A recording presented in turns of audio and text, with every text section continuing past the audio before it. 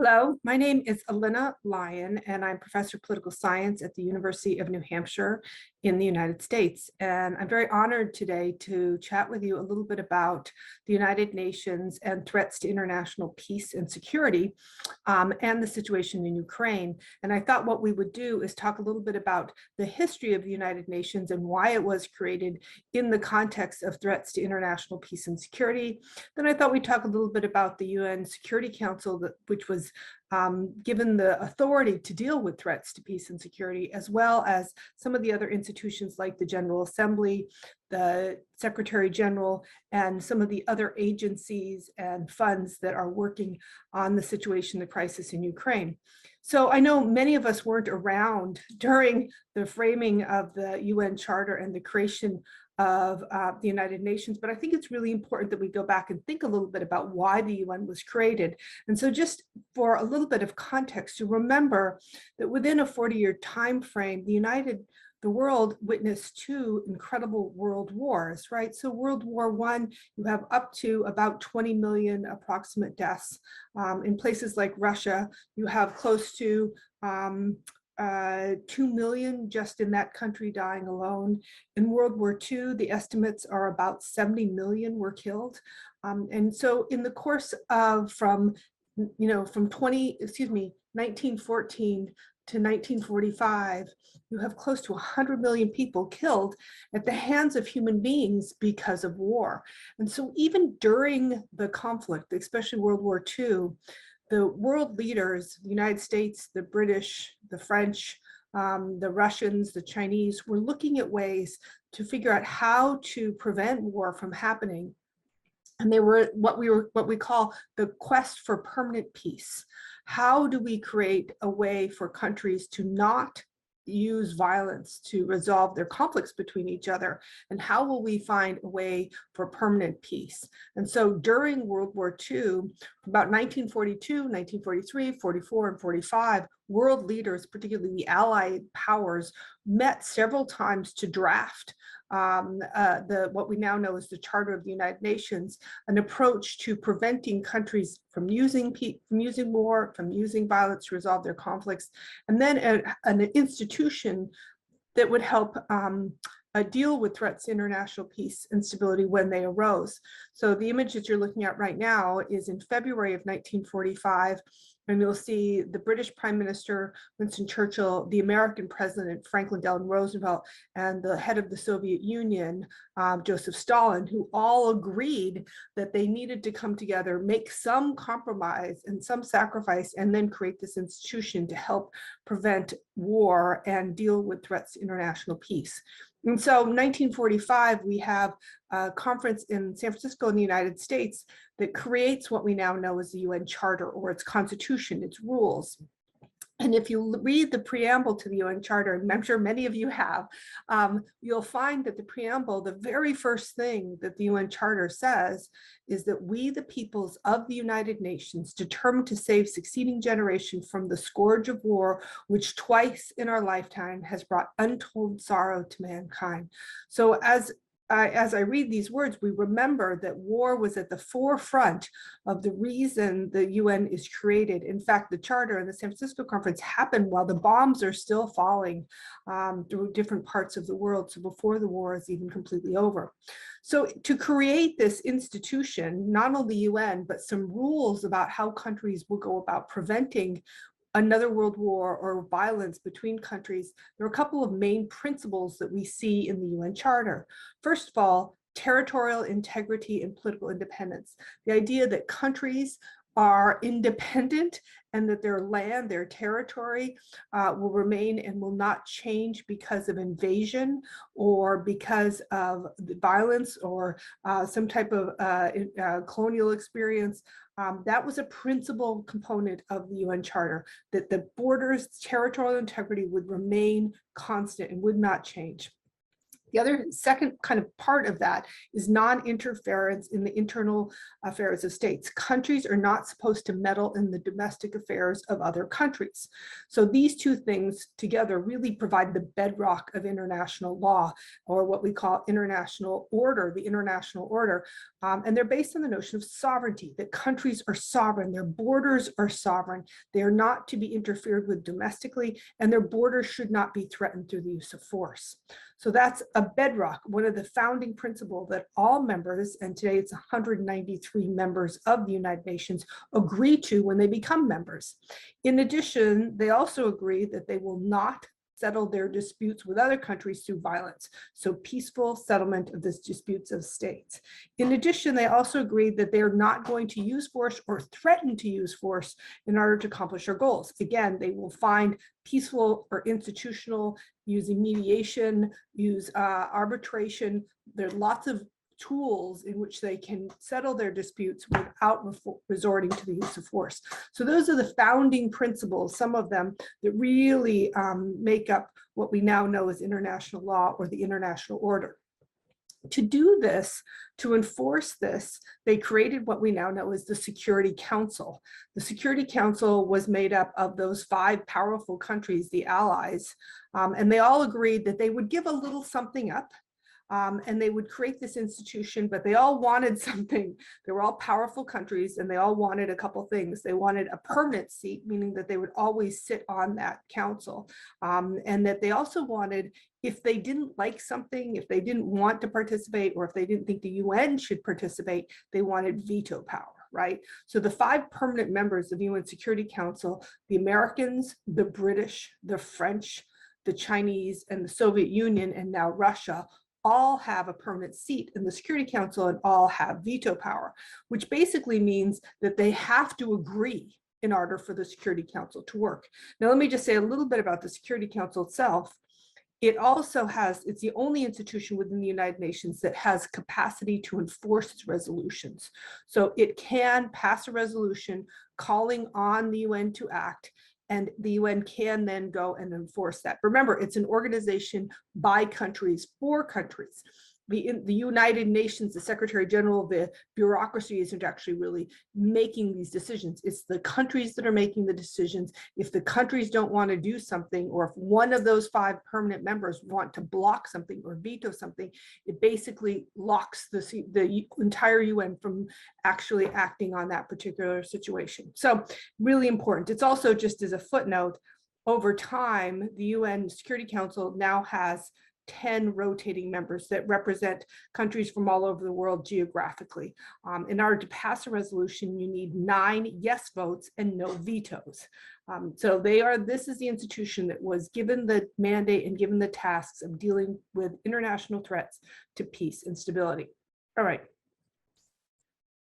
In terms of what they consider breaches of peace or threats to international peace and security, the Charter of the UN, again, lies out what that is. So reminding you that all members refrain from the threat of use of force or the use of force. And there are 2 important chapters in the Charter, sections in the Charter, that we look to when we're dealing with threats to international peace and security. The first one is Chapter 6, which basically says countries need to use pacific settlements of dispute, meaning if they are concerned about threats to international peace and security, if they have a grievance, that they need to try to use negotiations, diplomacy, they can use mediation, that there are international laws, international judicial agencies like the International Court of Justice, that they could then take it to court. So countries must abide by that. Chapter 7 is what we call the chapter with teeth, meaning that it has enforcement capacities. Article 39, Article 40, and 42 are the ones that have the most relevance when we talk about threats to international peace and security. First of all, Article 39 says the UN Security Council can determine if there is a threat to international peace and then make suggestions. Article 41 says that the UN Security Council can pass resolutions and actually give sanctions or punitive punishments to a country that's involved in a threat to international peace. So if it's actually threatening, then they can actually sanction them, interrupt economic relations, even communications like telegraph and radio broadcast, to make sure that to bring that country away from the use of force. Article 42 says if that's not enough, the UN Security Council can actually authorize the use of force, air, sea, land, to maintain international peace. So the use of force to maintain international peace and stability. I will remind you that the UN Security Council doesn't have a standing army. So it's not like they can pass a resolution and then all of a sudden there are 20,000 troops ready to go to invade a country. That's actually not what happens at all. And if a resolution is passed, then the UN, usually Secretary General, has to go hat in hand and ask for troops, ask for resources to then commit to a particular situation to get in terms to enforce a resolution calling for international peace and stability. All right, so just to review, the UN can offer sanctions. It has enforcement policies. It can command and deploy troops if they are made available to the UN. Again, an organization by countries, for countries, when we're talking about Security Council. Or it can make referrals to International Court of Justice, where countries sue countries. And then more recently, since 2001, they can actually refer to the International Criminal Court. Now, the ICC, or National Criminal Court, is a court of last resort where you can actually bring individuals, not just countries, to and accuse them of war crimes, crimes against humanity, mass atrocities. It's not directly within the UN family, but it is an institution that the UN Security Council could employ. All right. One of the things that's really important, and we know this in so many, the what's on paper and what's in reality aren't always the same thing. And so the plan to deal with threats to international peace and stability and how the UN Security Council was supposed to operate is a little bit different from the reality.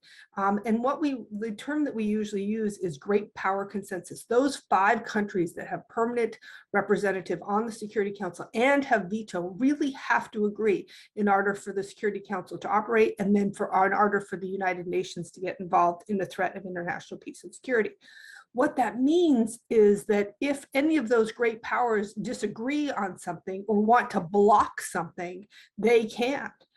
So they can create gridlock. And we know that during the Cold War from 1947 to 1991, the United States and the Soviet Union didn't see eye to eye on many things, and the Soviet Union in particular, but also the United States, vetoed lots of UN Security Council resolutions, meaning that the UN couldn't move, right? The countries didn't agree, and so it brings gridlock to the United Nations. There are a few exceptions. There was a resolution passed regarding the Korean War, but it's important to point out that the Russians actually weren't in the room, so they didn't veto it. They were boycotting the China Sea. The Suez Canal crisis in 1956 presents a rare exception where both the Soviet Union and the United States agreed, and they passed a resolution about the threat to international peace and stability. In 1991, there were resolutions passed regarding Iraq's violation of sovereignty in Kuwait. But again, we see it's at a time when Russia is undergoing profound change and chose not to veto a resolution. And so that's why those resolutions were passed. What we've seen within the last 15 years or so is increased tensions between great powers. The United States, Russia, China, these countries have not been seeing eye to eye on many different issues. And so leading up to the events of February 2022 and the Russian invasion of Ukraine, you already had a very fractured UN Security Council that wasn't working together that well and not seeing eye to eye. So let's talk a little bit about February 22. So on February 24th, the United Nations Security Council called for an emergency meeting, and it happened, I watched it at 9 o'clock, 9:30 East Coast time here in the United States, to call attention to this potential threat of Russia, who had massed about 150,000 troops on the Ukrainian border. As the delegates in the UN Security Council were speaking, Vladimir Putin, the president of Russia, announced that he had started a special military operation in eastern Ukraine, and we see the beginning of an aerial attack with missile strikes, a ground attack, and a sea-based attack on many cities within Ukraine. So we have this very pivotal, very tragic, very concerning moment where the Security Council is trying to deal with this particular issue and the threat. The response from many argue that Russia's attack on Ukraine, one, is a direct violation of state sovereignty. You're not supposed to meddle in the domestic politics of another country. You're not supposed to try to change the borders of another country by force. And so those two provisions immediately have been problematic. In addition, it's a violation of the UN Charter in terms of Article 2, which calls on member states to settle their disputes by peaceful means, right? So the use of force is not settling by peaceful means. In addition, it's important to point out that Chapter 7 of the UN Charter actually gives countries the right to use force to protect themselves if there is imminent attack. So they have the right of self-defense if they're about to be attacked. From the Secretary General, speakers within the European Union, the French ambassador, over and over and over again, world opinion has said there is no evidence that Russia was under imminent attack, and therefore this does not qualify as self-defense. Beyond just the charter itself, we have the Geneva Conventions, which are a series of agreements going back to the 1800s, in which many countries sat down and said, okay, even in war, there should be rules about how we conduct war. There are things that are out of bounds. And so these series of conventions, the Geneva Conventions, lay out what we call war crimes. One of the predominant war crimes is the deliberate targeting of civilians. Even in warfare, you are not supposed to deliberately target civilians. There is significant evidence, as we sit today here in March, that there have been deliberate attacks on the part of the Russian military on civilians, both in terms of civilian centers, cities, housing, hospitals, those types of things. So the response has basically said, Russia, there was no self-defense here. This is not the right of self-defense. You are attacking a country and violating its sovereignty and potentially engaged in war crimes. All right, so the Security Council met and there was a resolution drafted to actually invoke, it was originally drafted to invoke Article 7, which caused a threat to international peace and security. The Chinese were not happy with that particular language, and so it was modified to actually invoke Chapter 6, calling for the peaceful resolution of dispute. So when the resolution went to vote, there were 11 in favor, 4 that abstained, including China, and one could have easily have predicted this, Russia vetoed it. So creating a stalemate or gridlock in the UN Security Council, preventing it from going forward. The Security Council then turned to a procedure that had been used in 1950 of sending this particular issue to the General Assembly. Now, the General Assembly usually doesn't deal with issues of peace and security, but there is precedent in 1950. So the Security Council passed what's called a procedural vote, not a resolution that has veto capacity for the permanent 5. There is no veto capacity in procedural resolution. So passed a procedural resolution, sending it to the UN General Assembly, the organization that has 193 countries where Russia and other countries do not have veto power. So this builds on the precedents that was set in 1950 called the Uniting for Peace Resolution, where the General Assembly tried to bypass the gridlock that was in the UN Security Council and passed a resolution. So that's now known as Resolution 377. So after the Russian incursion into the Ukraine and the gridlock in the UN Security Council, the General Assembly, those 193 countries, did vote on a resolution demanding that Russia immediately cease the use of force in the Ukraine. The vote was 141 yes, 5 no's, and several abstentions. So I'm going to bring up just a quick chart that we will be studying for quite some years that points out the greens are yeses, the reds are no's, and there are many that we could have predicted here: Democratic People's Republic of Korea, Belarus, Russia, Syria. And then the X's or no's, and the blank spots here are countries that didn't show for the vote. But 141 countries out of 193 is almost 75% of the nations of the world condemn Russia for its use of force in Ukraine. This is non-enforceable, but the symbolic power of this is quite important. Another place where we see the use of symbolic power is in the Human Rights Council in Geneva, also a UN agency. During a speech by the Russian representative from the Russian government in the Human Rights Council, we see this incredible moment in time where, as the Russian foreign minister comes on to speak, almost all of the other countries' representatives in the Human Rights Council get up and walk out. And the Russian representative is left speaking to an almost empty room. Again, it holds no teeth or enforcement power, but it's a very powerful symbolic message to Russia and to the rest of the world that this is a violation of human rights and that the delegates were not going to respect Russia on this. In addition, there's been a couple of other things going on. The Ukrainian government brought the issue to the International Court of Justice, and just this week, the ICJ, International Court of Justice, voted 13-2 in favor of condemning Russia to suspend all its military operations. Again, the International Court of Justice, its rulings are not enforceable except through the UN Security Council. And of course, Russia has veto capacity in the UN Security Council. But again, this is important symbolically. And then there's also the International Criminal Court, which is related to the United Nations, but not within the UN system itself. And I know that the chief prosecutor has traveled to the region and that they are starting to collect evidence regarding potential mass atrocities and war crimes against Russia and Vladimir Putin.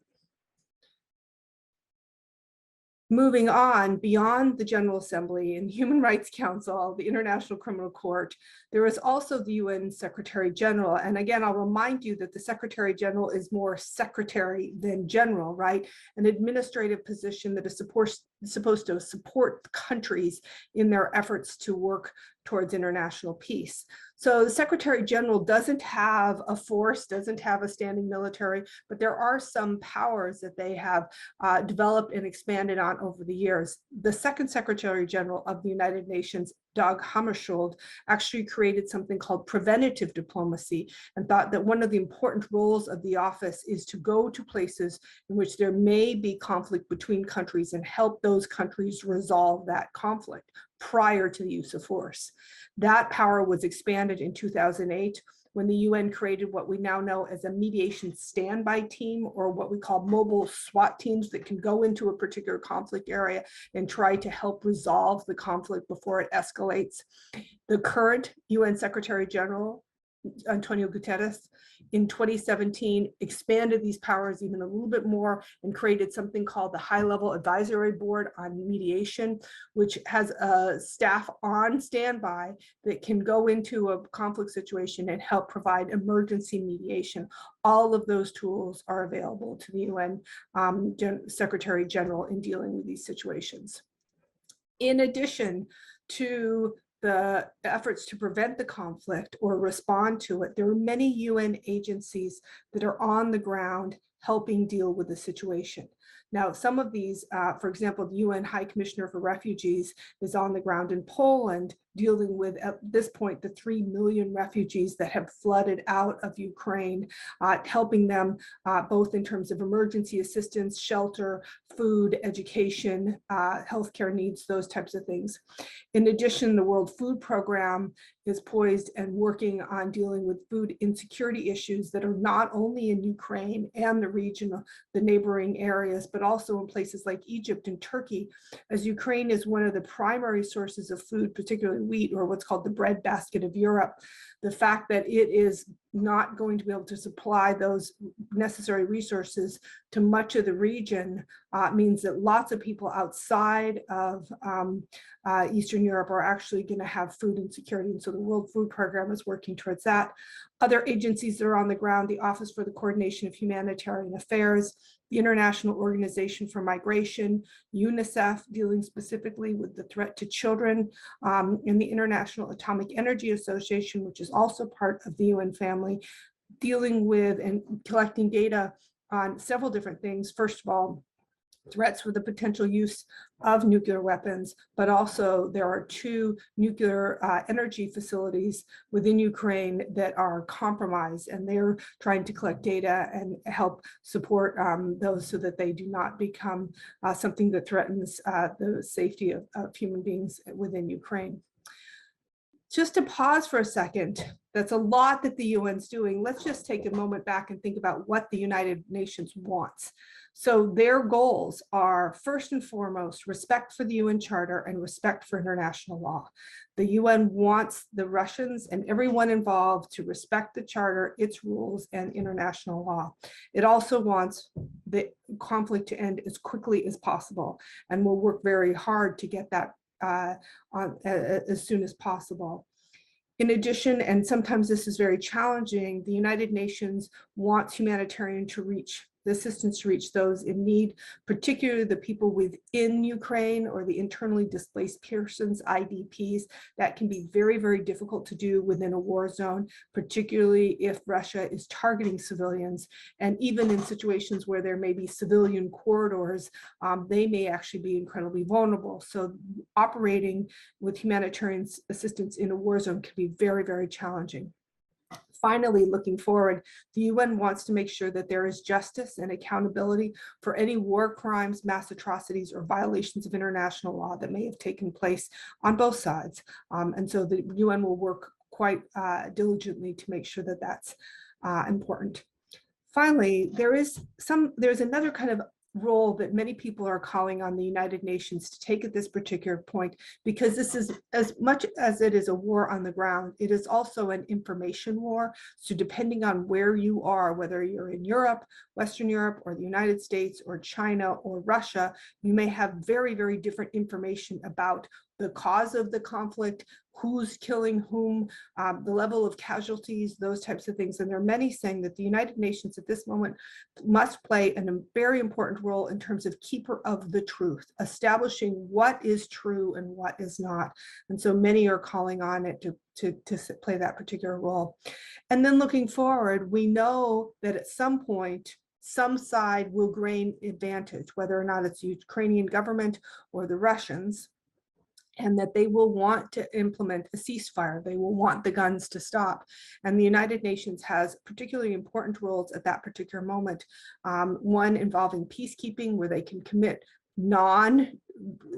neutral troops into the situation to monitor a ceasefire agreement, or also work on a peace building operation. And peace building basically helps countries who have gone through incredible devastation, like Ukraine has, come back and develop infrastructure, roads, bridges, communications, governance buildings, fire department, trash collection, those types of things that can help establish some governance again back in Ukraine. So there's a scholar and someone who does a lot of work with the United Nations. His name is Mark Mulligan, and a recent discussion, he pointed out that the attack on Ukraine is not only an attack on Ukraine, but also an attack on the United Nations, its rules, its charter. And he has this very profound quote that I thought would be important, that basically just says, all of us are at risk when the UN is sidelined. All of us suffer when international law is broken. All of us are diminished by war. And so I think it's just really important to point out there are those that think that this goes beyond just Ukraine and Russia crisis, but also a need to bolster the United Nations and international law. Thank you so much for your time. I really appreciate the opportunity to chat with you about this ongoing situation. For those of you who want more information on the UN, its charter, and its efforts to deal with threats to international peace and security, I've written or co-authored several books, including a textbook, The United Nations in the 21st Century, which comes out next week in March 2022. Also a book on the United Nations, looking at 75 years, and then my own manuscript looking at the special relationship between the US and the United Nations. So I thank you again for your time. I hope that this is something that has been helpful and helps put the context of all the different things that the UN is and is not doing regarding the threat to international peace and security in Ukraine.